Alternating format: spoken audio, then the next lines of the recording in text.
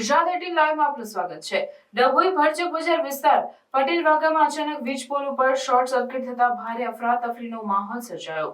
વીજ પોલ નીચેથી પસાર થતા રાહદારીઓમાં નાસભાગ મચી હતી। લોકોના જીવ તાળવે ચોંટ્યા। વીજ કંપનીને જાણ કરતા તાત્કાલિક ધોરણે વીજ પ્રવાહ બંધ કરવામાં આવતા મોટી દુર્ઘટના થતી અટકી હતી। ડભોઈ નગરના વીજ વાયરો જૂના અને નીચે લટકતા હોય છે। નગરપાલિકા દ્વારા વીજ વાયરો સરખા અને ઊંચા કરવા વીજ કંપનીને જાણ કરાઈ હોવા છતાં કોઈ કાર્યવાહી થતી ન હોવાના આક્ષેપ લાગ્યા છે। તેવામાં ડભોઈ નગરના ભરચક બજાર પટેલ વાગા વિસ્તારમાં વીજ પોલ ઉપર થોડા દિવસે શોર્ટ સર્કિટ થવાની ઘટનાને પગલે ભારે અફરાતફરી સર્જાઈ હતી। નીચેથી પસાર થતા રાહદારીઓમાં ફફડાટ જોવા મળ્યો હતો। બાદ વીજ કંપનીને જાણ કરતા તાત્કાલિક વીજ પ્રવાહ બંધ કરતા મોટી દુર્ઘટના થતી ટળી હતી। જોકે અગાઉ પણ આ જ રીતે ઘટના બની હતી ત્યારે વીજ વાયરોને સરખા કરવામાં આવે તેવી લોક માંગ ઉઠવા પામી છે।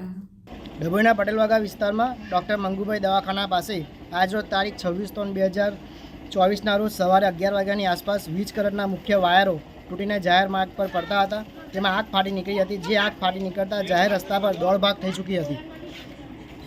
હેવી લોડના લીધે જીઈબીની નિષ્કાળજીને લીધે આ ઘટનાઓ બનવા પામી છે। આ જાહેર માર્ગ પર સવારથી સાંજ સુધી મોટા પ્રમાણમાં વાહનોની અવરજવર થતી હોવાથી તેમજ રહીશોના મકાનો આવેલ હોવાથી તેમજ દુકાનદારોની દુકાન આવેલ હોવાથી તેના ભાગરૂપે આવી જાનહાનિ થવાથી મોટા પાયે જાનહાનિ થવાની નુકસાની થવાનો ભય રહેલ છે। તેમજ મહાદેવિયા સ્કૂલના વિદ્યાર્થીઓ અહીંયાથી અવરજવર કરતા હોય છે।